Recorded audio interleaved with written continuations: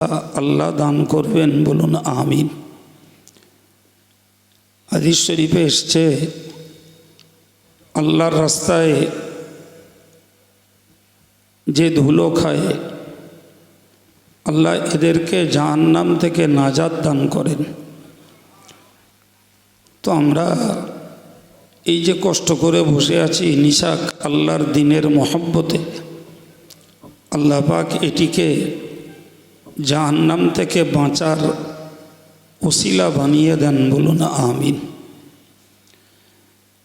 নিশ্চয়ই আমাদের বিদায়ী বক্তাদের বক্তৃতার ফলও দেখে আপনারা বুঝেছেন যে এরা ঘন্টার পর ঘন্টা সময় দিলেও ইনশাল্লাহ আপনাদেরকে কথার আকর্ষণে বসিয়ে রাখতে পারবে। কথা ঠিক না ভুল? কিন্তু তারপরেও আমরা সময়ের দিকে তাকিয়ে মৌলানা আলিমুর কি মৌলানা আরিফবিল্লাহ কি মৌলানা আব্দুর রহমান যারা কথা বলছিল, তাদের বক্তৃতার গতি ছিল, বিষয় ভালো ছিল। তারপরেও আপনাদের দ্রুত আজকের মতো ছুটি দেওয়ার জন্য তাদের আবেগ ভরা বক্তৃতাকে সংকোচন করে আমি আপনাদের কাছে এসেছি। দোয়া করব, তাই ওয়াজ করব না, দোয়া করব। মজলিসে যারা আছেন তারা থাকতে পারেন কিছু আমলওয়ালা মানুষ, থাকতে পারেন কিছু আমল শূন্যও ছেলেপিলে, যেটা স্বাভাবিক। তো যারা আজকের কোরআনের মহব্বতে, আলেম ওলামাদের মহব্বতে, রসুল্লাহর সুন্নাতের মহব্বতে মজলিসটাতে বসে আছেন, আমি আত্মবিশ্বাসী এদের মধ্যে কিছু ছেলেপিলে আজও আমলের প্রতি আকৃষ্ট না থাকলেও ইনশাল্লাহ অচিরাত তাদের দিলে আমলের মহব্বত তৈরি হবে এবং আমলের ময়দানে তারা নেমে পড়ে আমলও করবে, বলুন ইনশাল্লাহ। আর একটু জোরে বলুন ইনশাল্লাহ। ভাই, কারণ এটাই, এই মজলিসটা নিশ্চিত একদিকে কষ্ট আর একদিকে কিছু জ্ঞানের বোঝা ঘাড়ে চাপে।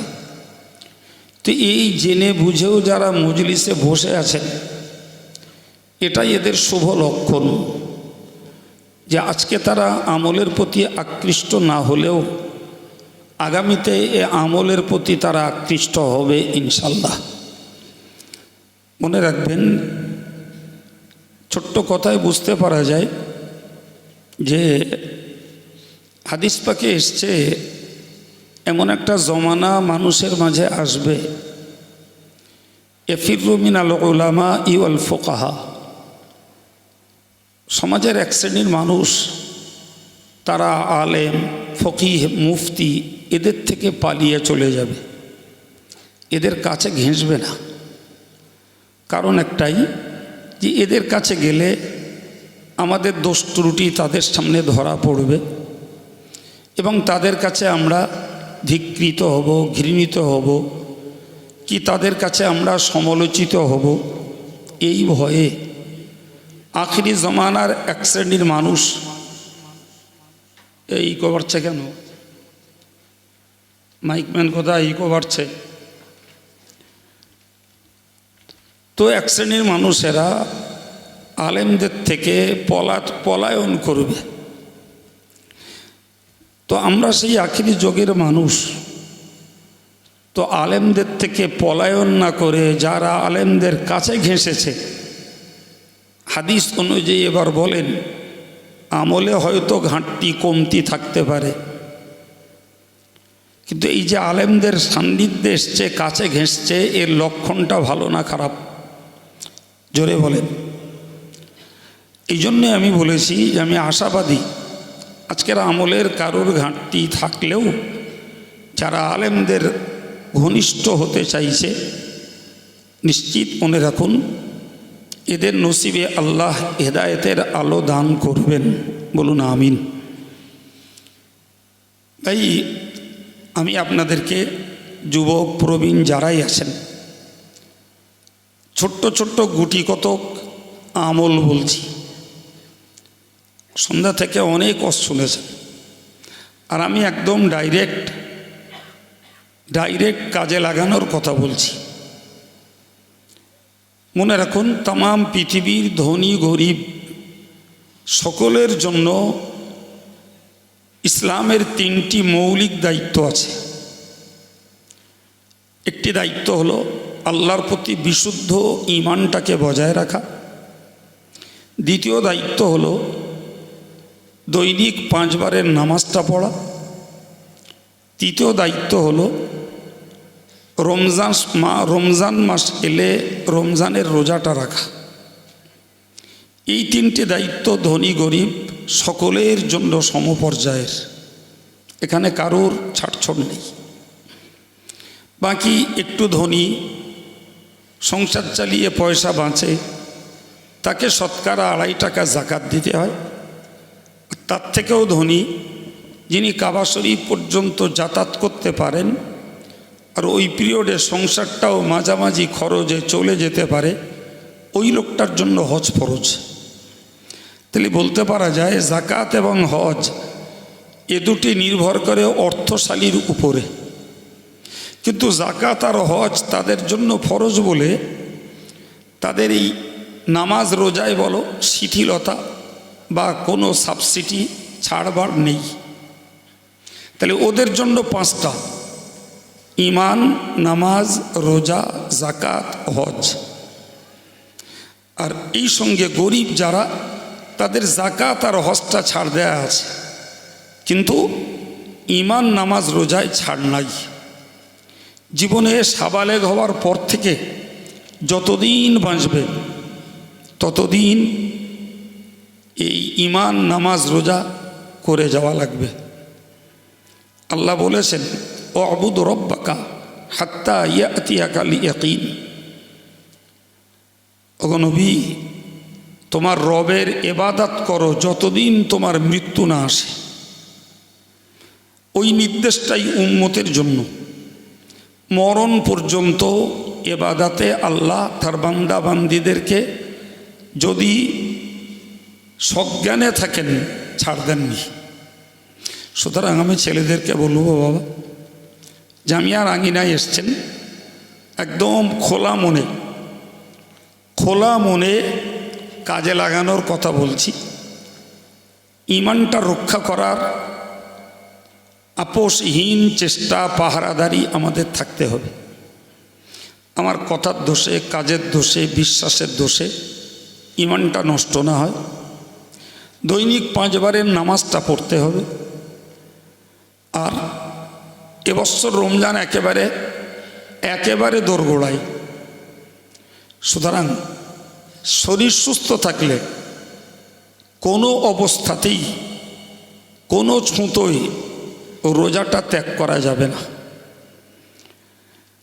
আজকের এই মজলিস থেকে নিয়ত করে বাড়ি যান যে ইনশাল্লাহ নামাজও ধরব, রোজাও রাখব।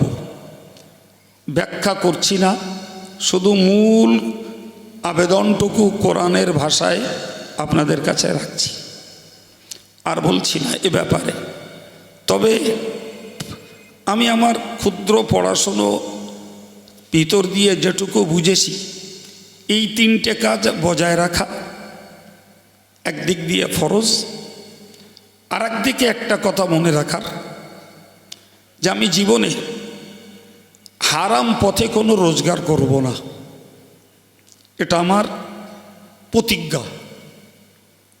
প্রত্যেকটা মানুষকে এই প্রতিজ্ঞা করতে হবে যে আমি হারাম পথে কোনো রোজগার করব না। কারণ নবী বলেছেন, তলাবু কাসবিল হালালি ফরিদাতুম বাদাল ফরিদা। এই নামাজ যেমন ফরজ, হালাল রোজগার করাটাও ফরজ, অপরিহার্য, কম্পালসারি ডিউটি। এটাকে কোনো অবস্থাতেই এড়িয়ে যাওয়া যায় না। পরে আর একটা কথা বলবো যে আমরা রোজগারের ক্ষেত্রে যেমন কম হলেও হালালটা দেখব।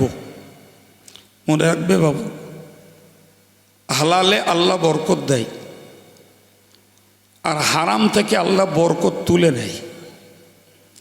একদম বাস্তবের একটা কথা যদি ভাবি তো এই কথাটির সত্যতা বুঝব। গরুর বাছুর হয় একটা করে,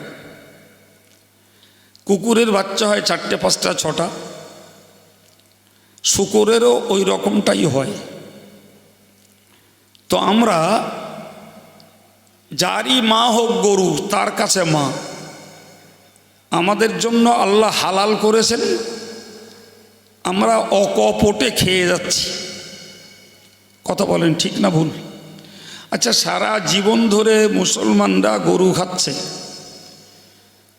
প্রশাসনিকভাবে যদি বাধা না দেওয়া হয়, গরু মার্কেটে কমে গেছে মনে হয়? কথা বলেন না কেন? গরু মার্কেটে কমেছে? একদম কমেনি। প্রশাসন যখন আইনের পেঁচে ফেলে পথ অবরোধ করে, সহজে গরু নিয়ে যাতায়াত করতে দেয় না, তখন মার্কেটটা একটু চড়া হয়ে যায়। তা না হলে দৈনিক হাজার হাজার গরু মানুষ খেয়ে ফেলছে। প্রিয় ভাই আমার, পক্ষান্তরে কুকুর এবং শূকর স্বাভাবিকভাবে মানুষকে খেতে দেখা যায় না। কুকুর তো আমাদের জানা মতে মোটেই না, একদল লোক খায়, সেই দেশের কুকুর তারাই খায়। আর কেউ শূকর খেলে সেটা তার রুচিতে, তার ধর্ম অনুযায়ী খায়।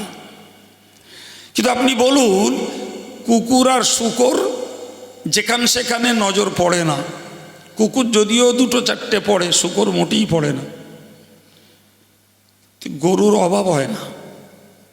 ওই একটা কথাই বুঝুন, হালালে বরকত দেয়, চিল্লে বলেন, আর হারাম থেকে বরকত তুলে নেয়। কুকুর শূকর হারাম, ওই জন্যই ওর খুব একটা সন্ধান পাওয়া যায় না। আর গরু হালাল, দৈনিক হাজার হাজার খাওয়ার পরেও অভাব পড়ে না। একটু জোরে বলা যাবে? এই জন্য বলেছি হালাল রোজগার কম হোক বাবু, ওতে আল্লাহ বরকত দেবে। আর হারাম বেশি বাড়লে ওটা ঠোসকা পড়া, বোঝেন তো? ফোলা বোঝেন? ঠোসকা পড়ে, বিরাট বড় মোটা হয়, গেলে দেখুন ভেতরে কিচ্ছু নেই। তো হারামের রোজগার চোখের সামনে বাড়ে, কিন্তু ভেতরটা সারশূন্য, ও দীর্ঘস্থায়ী হয় না। সম্মানিত ভাইরা, প্রিয় ছেলেরা, আমি এই সঙ্গে বলবো, খুব দুঃখজনকভাবে বলছি, শুধু ডিউটি পালন করার জন্য আজকের যুগে যুবকদের চরিত্রটাকে সবথেকে বেশি ধ্বংস করছে মোবাইল। বিপুলভাবে ধ্বংস করছে এদের পড়াশুনো, এদের চোখ, এদের কান, এদের মস্তিষ্ক, সর্বোপরি এদের নৈতিক চরিত্রকে ধ্বংস করে দিচ্ছে মোবাইল।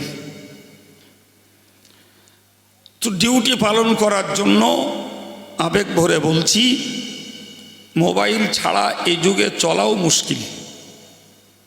তাতে ইনকামিং আউটগোয়িং আছে, ক্যালকুলেটর আছে, এবং এডুকেশন, শিক্ষা তার মধ্যে আছে, তাতে বিজনেস আছে।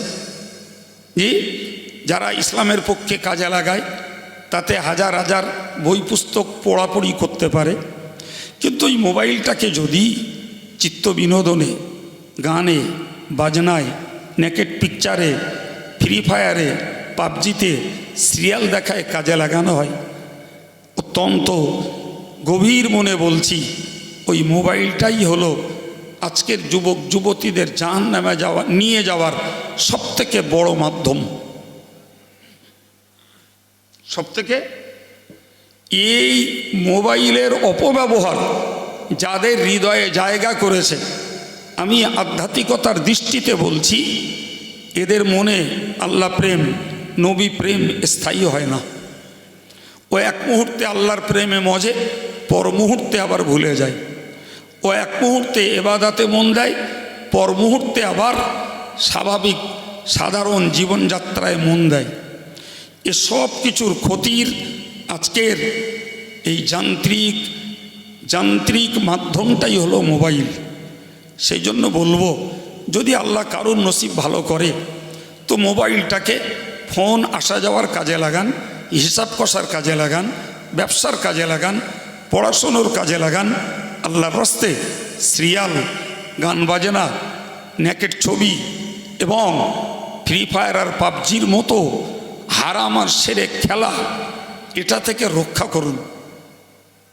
আমি অজ করব না বলে উঠেছি বলো জি, তো আমি মানে অত্যন্ত প্রয়োজনের তাগিদে, কষ্ট আপনারও হচ্ছে আমারও হচ্ছে, তারপরেও পরিবেশ তৈরি হয়েছে, পাল্টালে আর সুযোগ পাবো না। আমি আমার স্বার্থের কথা বলছি না, ইসলামের পক্ষে এই মানুষগুলোকে জাহান্নাম থেকে বাঁচিয়ে জান্নাতে যাওয়ার পথের কথা বলছি। সুতরাং মোবাইলের ব্যাপারে সজাগ হন। যদি এক কথায় বুঝতে চান তাহলে আমি আপনাকে একটা সাধারণ কথা বলি, সবাই মাথায় নেন। এই মোবাইল হলো আগুনের মতো। আমি এই কথাটা কখনো কখনো কোনো জলসাতেও বলেছি। মোবাইল আগুনের মতো, আগুন ছাড়া পৃথিবী যেমন অচল, আগুন ছাড়া পৃথিবী চলে না, আগুন ছাড়া মানুষের খাদ্য খোরাক তৈরি হয় না, ঠিক না ভুল? জি, তাহলে যে আগুন পৃথিবীর চলমান পরিস্থিতি রক্ষার জন্য একান্ত একটি উপায়। আগুন ছাড়া পৃথিবী অচল, উন্নয়ন অচল, আবিষ্কার অচল, ট্রেন অচল, বাস অচল, এরোপ্লেন অচল, এই মাইক চলছে এও আগুন হচ্ছে ওর ভিতরে, ওটাও অচল। খাদ্যগুলো পাকবে না, ফলে খাওয়া বন্ধ হবে। তাহলে আগুনের নিশ্চয়ই প্রয়োজন আছে। কিন্তু আগুন যদি আমি একটা বড় বিল্ডিংয়ে পেট্রোল স্প্রে করে একটু লাগিয়ে দিই, দাঁড়িয়ে দেখবেন কিছুক্ষণের মধ্যে তাসের ঘরের মতো ওই সিমেন্ট রডওয়ালা ঘরটা হুড়মুড় করে ভেঙে পড়ছে। আমি নিজে চোখে দেখে বলছি, জীবনে ধানের গাদায় আগুন লাগতে দেখেছি, ঘরে আগুন লাগতে দেখেছি, শুকনো গাছে আগুন লাগতে দেখেছি জি ভাই, আর ওই রকম পাকা বিল্ডিংয়ে আগুন লাগতে দেখেছি। তাহলে যে আগুন ছাড়া জীবন বাঁচে না, ওই আগুনটাকে অপব্যবহার করলে তাতেই হয় আত্মহুতি, তাতেই হয় ধ্বংস। ঠিক মোবাইলটাকে বলেছি, মোবাইল অ্যাজ এ ফায়ার, এটা আগুনের মতো। এটাকে যদি ভালো কাজে লাগাই, আমার সংসারের উপকার হবে, শিক্ষার উপকার হবে, আমার যোগাযোগের উপকার হবে, আমার বিজনেসের উপকার হবে, এমনকি আমি ইসলামের পক্ষে কাজে লাগালে অনেক বই পুস্তক পড়াপড়ির উপকার হবে। কিন্তু ওই মোবাইলটাকে আমি গানে, বাজনায়, নেকেট ছবিতে, ফ্রি ফায়ারে, পাবজিতে, সিরিয়ালে ওই মোবাইলটাকে ব্যবহার করব, ওই মোবাইলটাই আমার জন্য হবে জাহান্নামের আগুন। কথা বোঝাতে পেরেছি? যদি 5টা ছেলেরও উপকার হয় তাহলে এই মাঝরাতে এসে আমার বকার সার্থকতা হবে। যে এই গুটি কত কথা আজকের আমি আপনাদেরকে শোনালাম। আর যারা অন্তত নামাজ আগে থেকে পড়েন, বাকিদেরকে পড়ার জন্য আবেদন রেখেছি, যারা পড়েন, যে নর্মালে নামাজ পড়ছেন, রোজা রাখছেন, অনেকের দাঁড়িয়ে আছে, টুপি পরেন, দান ধন করেন, এগুলো আমাদের চলমান ধর্মপরায়ণতা। অতিরিক্ত একদম ছোট্ট কথা বলছি, মাগরিবের নামাজ পড়ে জি যুবক প্রবীণ যেই হন, মাগরিবের নামাজ পড়ে 100 বার পড়ুন আল্লাহ আল্লাহ আল্লাহ, 100 বার পড়ুন লা ইলাহা ইল্লাল্লাহ, 100 বার পড়ুন সুবহানাল্লাহ, 100 বার পড়ুন আলহামদুলিল্লাহ, 100 বার পড়ুন আল্লাহু আকবার। এশার নামাজ পড়ে 100 বার পড়ুন আল্লাহুম্মা সাল্লি আলা মুহাম্মদ। বাস ওইটুকুই পড়ুন, বেশি পড়তে হবে না জি। আর 100 বার পড়ুন আস্তাগফিরুল্লাহ আস্তাগফিরুল্লাহ আস্তাগফিরুল্লাহ। ঠিক এই কাজগুলো ফজরের নামাজ পড়ে পড়ুন।